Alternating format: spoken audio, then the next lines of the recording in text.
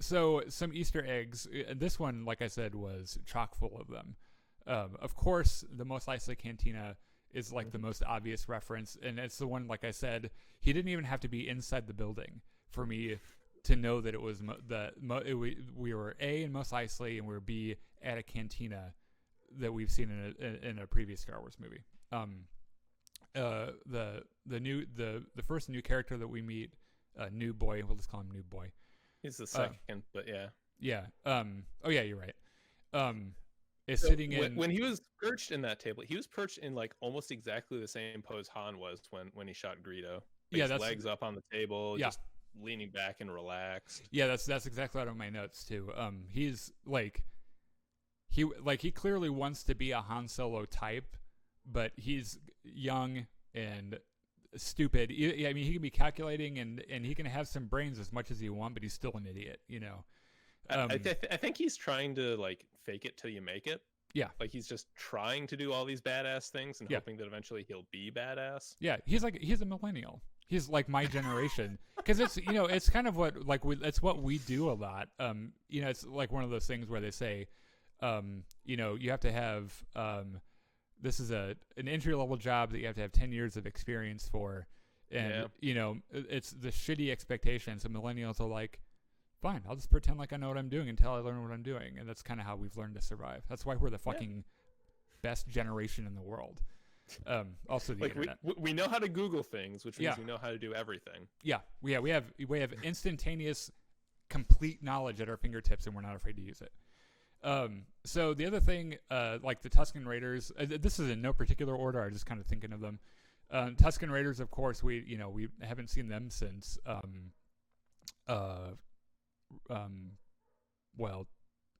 like A New Hope, Return right? of the Jedi, I think. I want to say there was some shot in at least the special edition of Return of the Jedi where it's like there's Tuskens outside like the barge or something. Yeah. Which is kind of neat. It's kind of neat to see them. Of course, like the Batman move they pull on New Boy is the same thing they do to Luke in A New Hope, where he's looking at him and all of a sudden they're like one of them's right there. Yep. The speeder bikes were one of my favorite callbacks, and I think it was there's something about the sound that they make, and it's an important distinction to make that I'm not sure if there's a difference between speeder bikes and swoop bikes, but the ones that they rode sounded exactly like the speeder bikes that they ride on Endor in Return of the Jedi. I was going to ask, are those the same model bikes as they had on Endor? Because they look very familiar. Yeah, I believe so. I think they are. And at that point, of course, they're super old. They were probably new in Return of the Jedi because the Empire had them. Yeah. So, they're probably in good shape. Now they're just kind of old. The bartender in the cantina, of course, was either, I mentioned this earlier, was either the same model or was the same droid as Jabba's old droid manager, the one that kind of like R2-D2 cusses out. Yeah. With like the little flap thing that moves. Yeah.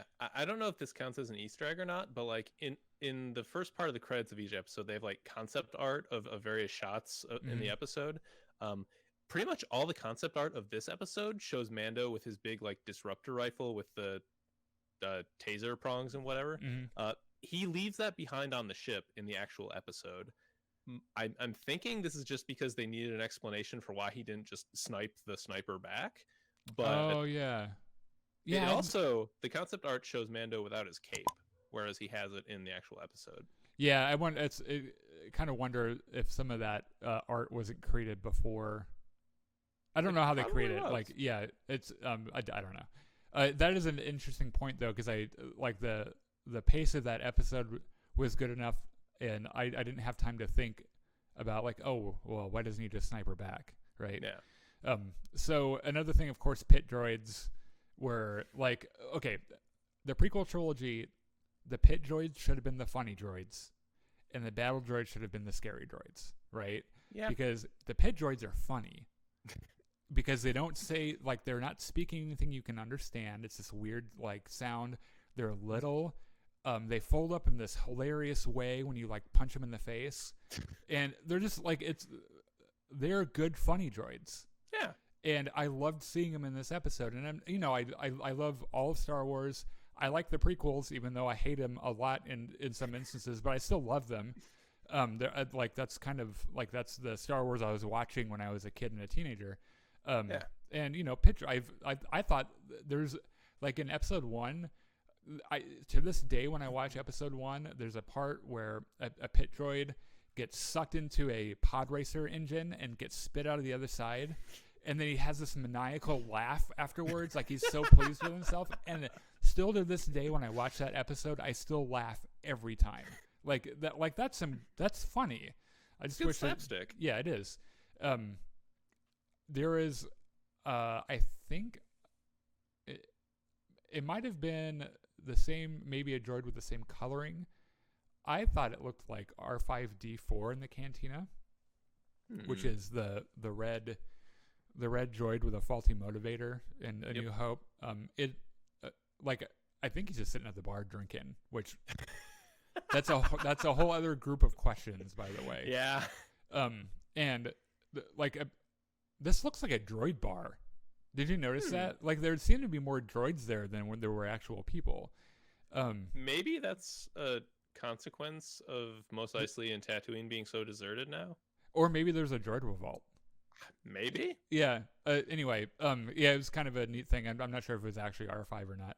Of course, the high ground reference from the Mandalorian, which I mean, anytime the high ground is mentioned anywhere on a Star Wars Facebook page, people just squeal in delight because it's like one of the more famous prequel memes. You know, the Mandalorian says he drops a line. He says, "She's no good to us dead," which he said it, and I almost heard it in that guy's voice in Jango Fett, or in Boba Fett's voice. Boba Fett in Empire Strikes Back. Yeah, and it was a neat little callback. So after they kill New Boy, a crazy mechanic lady tells the pit droids to go dump his body, and they ask her where, and she's like, "Fuck, I don't know. Take him to Beggar's Canyon."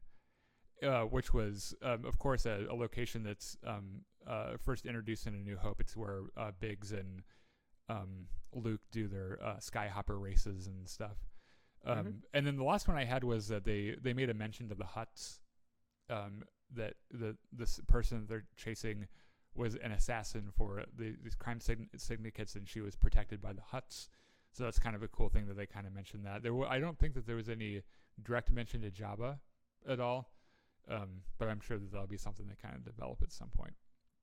I guess this is not necessarily an Easter egg, but it's to answer your question. Ming-Na Wen, the person who played the bounty in this, the closest thing to a martial arts role she had was playing Chun-Li in the old Street Fighter movie. Oh. She was in the old Street Fighter movie? Yep. The one with Jean-Claude Van Damme and Julia. I was obsessed with that movie when I was a kid. Oh, apparently she was also the voice of Mulan in the old animated movie. Like the Disney one? Yep. Oh, huh. That's crazy, because I wonder if she doesn't have a martial arts background, I wonder if they did a stunt fighter with her, you know? Go back and look at the credits, I guess. Yeah, that's interesting. That's pretty neat. So those are all the Easter eggs that I have. Did you have any others that I missed? I don't think so. Let us know in the comments if we missed any that you saw or that you noticed or whatever. We're happy to hear them.